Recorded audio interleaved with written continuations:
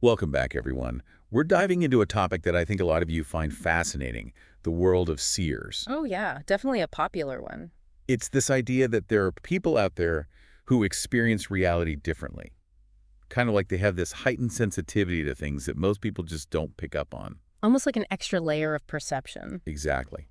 And the source we're using for this deep dive is an online article. It's called 9 Signs You Are a Seer.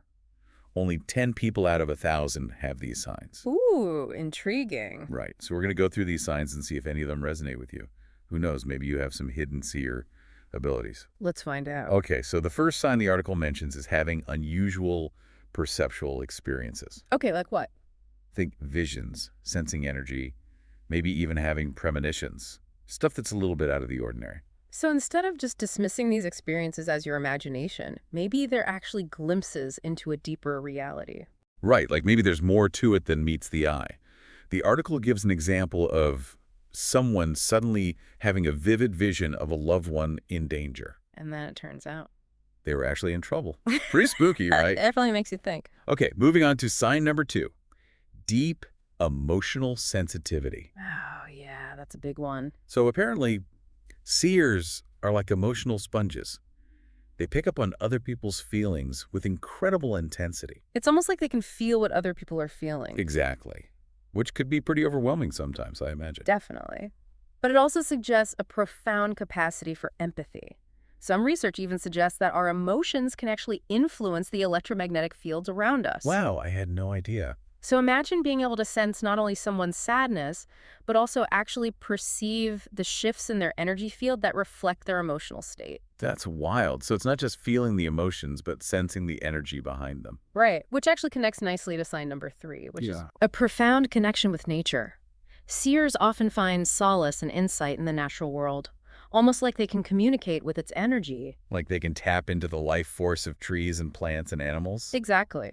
Many indigenous cultures have this concept called animism, the belief that everything, plants, animals, even rocks, has a spirit or life force. So maybe seers are just more attuned to this web of energy that flows through all living things. Precisely. Instead of seeing nature as separate from themselves, they experience a deep sense of unity, like they belong within the natural world. That's a beautiful way to think about it. It is. And then, of course, there are dreams. Oh yeah. Sign number 4, vivid and meaningful dreams. Not just random dreams, but dreams that offer guidance, glimpses into the future, or even messages from other realms. I've definitely had some dreams that felt way more significant than just random thoughts. Me too.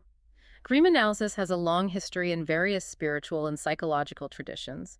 And while some dreams might just be our subconscious processing information, others could hold much deeper meanings. Maybe even precognitive insights. Exactly. Like imagine having a dream that foretells a significant event, like a career change or a natural disaster. I'd be keeping a dream journal for sure. Definitely a good idea.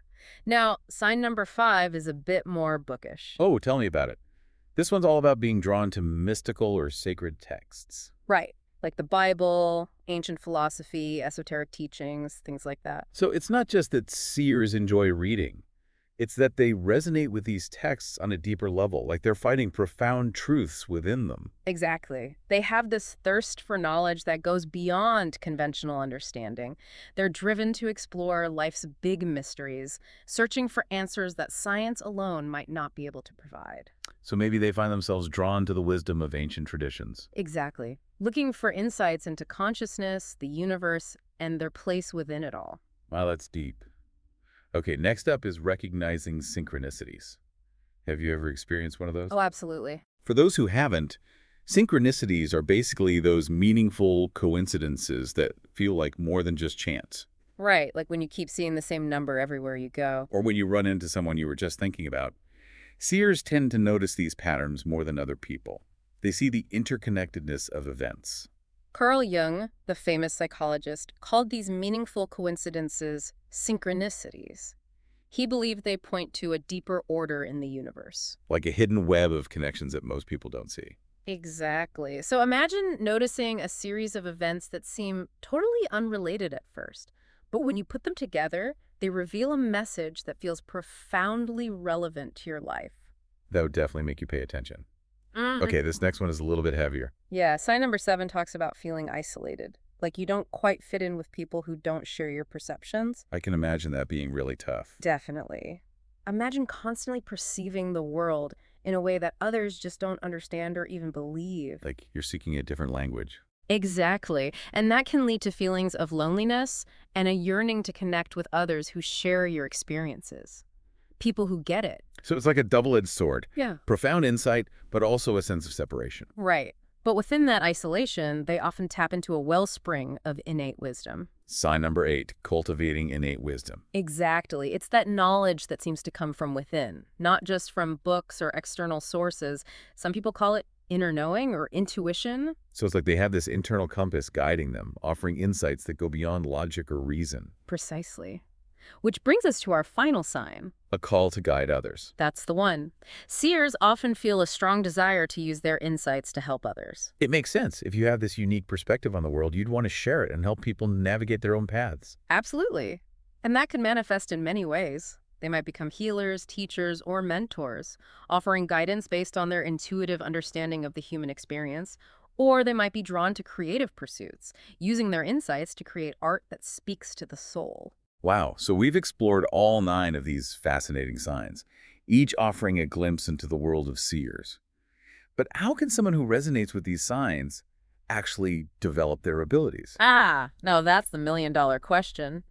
And that's what we'll be diving into next. So we've talked about these 9 signs that might suggest you're a seer, but what can someone actually do to, develop these abilities? That's where it gets really interesting. The article actually offers some practical advice on how to nurture these gifts. Okay, I'm all ears. One of the key practices is meditation. Have you ever tried meditating? I've dabbled in it, but I'm not very consistent. What does meditation have to do with intuition? Well, think about it this way. Meditation helps to enhance your focus and clarity, Right. which are both essential for anyone who wants to refine their perceptual abilities. Especially for someone with heightened sensitivity, it can be a really powerful tool. Powerful in what way? Well, for one thing, it can help manage those overwhelming emotions that seers often experience. But it can also help you learn to discern subtle energies. It's like quieting the noise of the external world so you can tune into the whispers of your inner wisdom. Ah, I see. So it's like training your mind to become a more sensitive instrument. Exactly. And another practice that goes hand in hand with meditation is mindfulness. Mindfulness. Isn't that just about like being present in the moment? Yeah, exactly. Being present without judgment. But it's harder than it sounds. Tell me about it. I've tried practicing mindfulness, but my mind just won't stop racing. It definitely takes practice, but it's so worth it, especially for seers. By cultivating mindfulness, they can become more aware of their emotions without getting swept away by them. Ah, so instead of being overwhelmed by other people's emotions, you can learn to simply observe them. Right, like you're watching the waves of emotion without getting pulled under. That's a great analogy. Mm. Okay, what else? What other practices does the article recommend? Well, this one might be fun, dream journaling.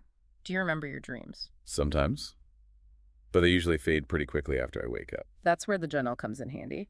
By writing down your dreams as soon as you wake up, you can capture those fleeting insights from your subconscious.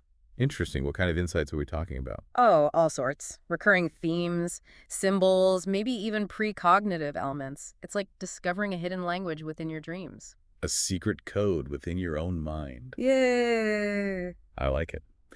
What about those mystical and sacred texts that seers are drawn to? Does the article say anything about how to approach those? It suggests creating a structured study routine, really diving deep into these texts. It can provide a framework for understanding your experiences and connecting with a lineage of wisdom that spans centuries. So instead of just reading passively, you're actively engaging with the material. Exactly. Like imagine immersing yourself in the teachings of ancient mystics, exploring the philosophies of different cultures, discovering how these wisdom traditions illuminate the path of the seer. Sounds like an incredible journey. But the article also talks about the importance of balancing these internal practices with time spent in nature. Absolutely. Spending time in nature is incredibly grounding, especially for those with heightened sensitivity. Just imagine walking barefoot on the earth, feeling the wind in your hair, listening to the birds singing. It's like nature itself becomes a source of wisdom and healing. Exactly. And finally, the article emphasizes the importance of building a supportive community. Makes sense. Yeah, especially for seers who might feel isolated or misunderstood. Finding a group of like-minded individuals who share your experiences can be incredibly validating. It's like finding your tribe, Oh. people who get you. Yeah. Okay, so we've got a whole toolbox of practices for nurturing these abilities, but the article also brings up a really important point about the potential pitfalls. Oh, you mean the ethical considerations? Exactly. What are the downsides of having these profound insights? What could go wrong? Well, the article cautions against using these abilities to manipulate or control others. It emphasizes the importance of humility, respect, and only offering guidance when it's genuinely sought. So it's not about using your insights for personal gain. Definitely not. It would violate the trust inherent in these gifts. And it also mentions the potential for burnout. Burnout, how so? Well, being so tuned in to the emotions and energies of others can be really draining, so self-care is essential. So what are some ways to protect yourself from burnout? Spending time alone, engaging in creative activities, resting, setting healthy boundaries, learning to discern when to engage with others' energies and when to step back and recharge. So it's not about shutting yourself off from the world, but about managing your energy wisely. Exactly. Finding that balance is crucial. Okay, so let's say someone listening really resonates with these signs and they're committed to developing their abilities responsibly. How can they actually integrate these gifts into their everyday life? That's a great question. I'm curious too. How can they use these abilities in a practical and beneficial way? Well, imagine using your intuition to improve your relationships, to navigate challenges, to find creative expression. It's about transforming these abilities from a burden into a gift. Okay, I'm starting to see how it all comes together. But what about the skeptics? Not everyone believes in this stuff. Of course not. And that's totally okay. The article isn't trying to convince anyone. It's simply offering a perspective for those who resonate with these signs, for those who are curious to explore their potential. So what would you say is the most important takeaway for someone listening who feels like they might be a seer? I think the key is to approach this journey with an open mind, a healthy dose of skepticism, and a commitment to using these abilities for good. Yeah. It's a path of self-discovery, and it requires both courage and responsibility. And a whole lot of patience, I imagine. Oh, absolutely. Developing these abilities is a lifelong process. It's not about instant gratification or seeking supernatural powers. It's about cultivating a deeper understanding of yourself and the world around you. Wow, we've really covered a lot in this deep dive. We have. From the 9 signs of being a seer, all the way to actually developing those abilities, the responsibilities, the potential pitfalls. It's been quite a journey. It has. But as we wrap up, I'm curious, can we distill it all down? What does it really mean to be a seer? That's a great question.